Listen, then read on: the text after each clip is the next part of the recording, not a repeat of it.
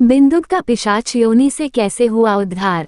चंचुला बोली, हे गिरिराज नंदिनी, स्कंद माता उमा, आप सभी मनुष्यों एवं देवताओं द्वारा पूजित तथा समस्त सुखों को देने वाली हैं। आप शंभु प्रिया हैं। आप ही सगुना और निर्गुणा हैं। हे सच्चिदानंद स्वरूपिणी, आप ही प्रकृति की पोषक हैं। सूत जी बोले, शौनक। एक दिन चंचुला आनंद में मग्न उमा देवी के पास गई और दोनों हाथ जोड़कर उनकी स्तुति करने लगी। चंचुला बोली, हे गिरिराज नंदिनी, स्कंद माता उमा, आप सभी मनुष्यों एवं देवताओं द्वारा पूजित तथा समस्त सुखों को देने वाली हैं। आप शंभु प्रिया हैं। आप ही सगुना और निर्गुणा हैं। हे सच्चिदानंद स्वरूपिणी, आप ही प्रकृति की पोषक हैं। हे माता, आप ही संसार की सृष्टि, पालन और संहार करने वाली हैं। आप ही ब्रह्मा, विष्णु और महेश को उत्तम प्रतिष्ठा देने वाली परम शक्ति हैं। सूत जी कहते हैं, शौनक। सद्गति प्राप्त चंचुला इस प्रकार देवी की स्तुति कर शांत हो गई। उसकी आंखों में प्रेम के आंसू उमड़ आए। तब शंकर प्रिया भक्तवत्सला उमा देवी ने बड़े प्रेम से चंचुला को चुप कराते हुए कहा, सखी चंचुला, मैं तुम्हारी स्तुति से प्रसन्न हूँ। बोलो, क्या वर मांगती हो। चंचुला बोली, हे गिरिराज कुमारी, मेरे पति बिंदुक इस समय कहाँ हैं? उनकी कैसी गति हुई है, मुझे बताए और कुछ ऐसा उपाय कीजिए ताकि हम फिर से मिल सकें। हे महादेवी, मेरे पति एक शूद्र जाति वेश्या के प्रति आसक्त थे और पाप में ही डूबे रहते थे।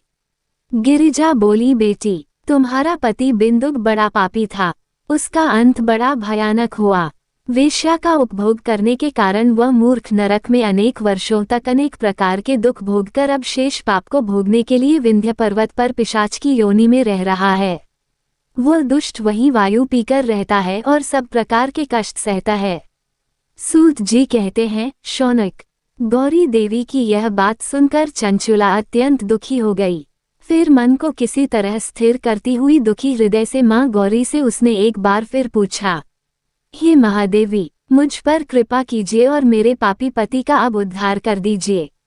करके मुझे वह उपाय बताइए जिससे मेरे पति को उत्तम गति प्राप्त हो सके। कृपा गौरी देवी ने कहा, यदि तुम्हारा पति बिंदुक शिव पुराण की पुण्यमय उत्तम कथा सुने तो वह इस दुर्गति को पार करके उत्तम गति का भागी हो सकता है। अमृत के समान मधुर गौरी देवी का ये वचन सुनकर चंचुला ने दोनों हाथ जोड़कर मस्तक झुकाकर उन्हें बारंबार प्रणाम किया तथा प्रार्थना की कि मेरे पति को शिव पुराण सुनाने की व्यवस्था कीजिए। ब्राह्मण पत्नी चंचुला के बार बार प्रार्थना करने पर शिवप्रिया गौरी देवी ने भगवान शिव की महिमा का गान करने वाले गंधर्वराज तुम्बुरो को बुलाकर कहा, तुम्बुरो, तुम्हारी भगवान शिव में प्रीति है। तुम मेरे मन की सभी बातें जानकर मेरे कार्यों को सिद्ध करते हो। तुम मेरी इस सखी के साथ विंध्य पर जाओ। वहाँ एक महाघोर और भयंकर पिशाच रहता है। पूर्व जन्म में वह पिशाच बिंदुक नामक ब्राह्मण मेरी इस सखी चंचुला का पति था। वह वेश्यागामी हो गया। उसने स्नान संध्या आदि नित्यकर्म छोड़ दिए। क्रोध के कारण उसकी बुद्धि भ्रष्ट हो गई। दुर्जनों से उसकी मित्रता तथा सज्जनों से द्वेष बढ़ गया था।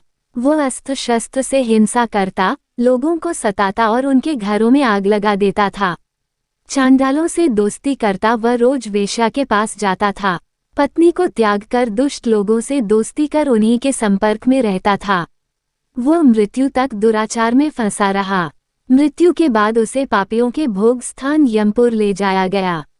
वहां घोर नरकों को सहकर इस समय वह विंध्य पर्वत पर पिशाच बनकर रह रहा है और पापों का फल भोग रहा है। तुम उसके सामने परम पुण्यमयी पापों का नाश करने वाली शिव पुराण की दिव्य कथा का प्रवचन करो। इस कथा को सुनने से उसका हृदय सभी पापों से मुक्त होकर शुद्ध हो जाएगा और वह प्रेत योनि से मुक्त हो जाएगा।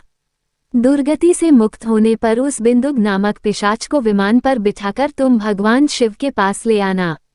सूत जी कहते हैं, शौनक, मां उमा का आदेश पाकर गंधर्वराज तुम्बुरो प्रसन्नतापूर्वक अपने भाग्य की सराहना करते हुए चंचुला को साथ लेकर विमान से पिशाच के निवास स्थान विंध्य पर्वत गया। वहां पहुंचकर उसने उस विकराल आकृति वाले पिशाच को देखा। उसका शरीर विशाल था, उसकी ठोड़ी बड़ी थी। वह कभी हंसता, कभी रोता और कभी उछलता था। महाबली तुम्बुरो ने बिंदुक नामक पिशाच को पाशों से बांध लिया। उसके पश्चात तुम्बुरो ने परम उत्तम शिव पुराण की अमृत कथा का गान शुरू किया।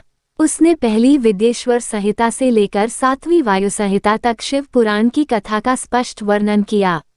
सातों संहिताओं सहित शिव पुराण को सुनकर सभी श्रोता कृतार्थ हो गए।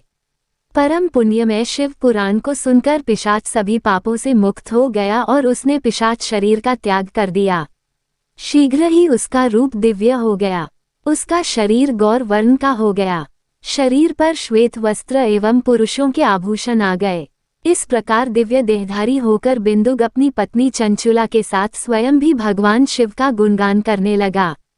उसे इस दिव्य रूप में देखकर सभी को बहुत आश्चर्य हुआ। उसका मन परम आनंद से परिपूर्ण हो गया। सभी भगवान महेश्वर के अद्भुत चरित्र को सुनकर कृतार्थ हो उनका यशोगान करते हुए अपने अपने धाम को चले गए। बिंदुक अपनी पत्नी चंचुला के साथ विमान में बैठकर शिवपुरी की ओर चल दिया। महेश्वर के गुणों का गान करता हुआ बिंदुक अपनी पत्नी चंचुला व तुम्बुरों के साथ शीघ्र ही शिवधाम पहुंच गया। भगवान शिव व देवी पार्वती ने उसे अपना पार्षद बना लिया।